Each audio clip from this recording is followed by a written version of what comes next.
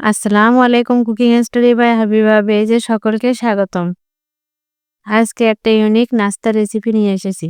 রেসিপিটা বানানো খুবই সহজ। শুধুমাত্র ভাত রান্নার রেগুলার চাউলটা দিয়েই নাস্তাটা বানিয়েছি, কিন্তু খেতে হয়েছিল অসাধারণ। আশা করি পুরো রেসিপিটা প্রথম থেকে শেষ পর্যন্ত দেখবেন, তাহলে বাড়িতে খুব সহজে বানিয়ে নিতে পারবেন এই নাস্তাটি। আমি একটা বাটিতে 1.5 কাপ চাউল নিয়েছি। এখন চুলায় একটা প্যান বসিয়ে চাউলটা একটু সময় নিয়ে আস্তে আস্তে ভেজে নেব।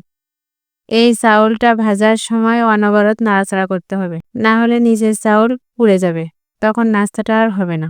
এভাবে সময় নিয়ে নেড়ে চেড়ে আমি চালটা ব্রাউন কালার করে ভেজে নিয়েছি। এখন চালটা পুরোপুরি ঠান্ডা করে নেব। চালটা ঠান্ডা হয়ে গেলে আমি একটা ব্লেন্ডারের জারের মধ্যে ঢেলে নিয়েছি। এখন এটা গুঁড়ো করে নেব। আমি কি রকম মিহি করে গুঁড়ো করেছি এটা আপনারা দেখলেই বুঝতে পারবেন। চালটার মধ্যে কোনো প্রকারের দানা থাকলে হবে না, মিহি গুঁড়ো করতে হবে। তারপর চুলায় একটা প্যান বসিয়ে আমি 1/2 লিটার দুধ আগে থেকে জাল করে রেখেছিলাম। এখন চুলাটা অন করে চাউলের গুঁড়াটা সরাসরি দুধের মধ্যে ঢেলে দিব এবং অনবরত নাড়তে থাকবো। দেখুন চাউলের গুঁড়া ঢেলে দেওয়ার সাথে সাথে দুধটা কিভাবে টেনে নিচ্ছে। এই নাস্তাটা বানানোর জন্য মোটা তলানিযুক্ত কড়া নেবেন, কিংবা ননস্টিকের প্যানও নিতে পারেন। এখন দুধটার সাথে চাউলের গুঁড়াটা ভালোভাবে নেড়েচেড়ে মিশিয়ে নেব। তারপর দিয়েছি 1 কাপ খেজুরের গুড়। গুড়ের পরিবর্তে এখানে চিনিটাও ব্যবহার করা যেতে পারে, কিন্তু গুড়টা ব্যবহার করলে টেস্টটা একটু বেশি ভালো আসে। আর দিয়েছি সামান্য একটু লবণ আর অল্প কিছুটা বাদাম কুচি। এখন সবগুলা ভালোভাবে মিশিয়ে নেব। এভাবে কিছুক্ষণ নেড়ে চেড়ে রান্না করে নেব। নাড়ানাড়ির কাজটা বন্ধ করলে হবে না, তাহলে নিচে থেকে পুড়ে যাবে, তখন নাস্তাটা আর ভালো হবে না।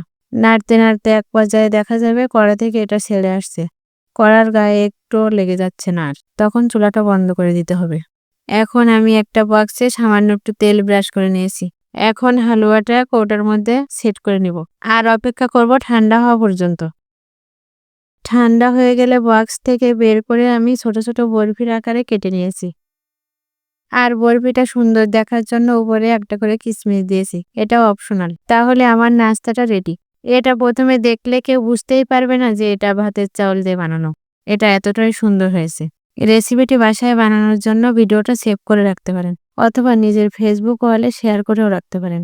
আমার আজকের রেসিপিটা আপনাদের কাছে কেমন লাগলো কমেন্টে জানাবেন।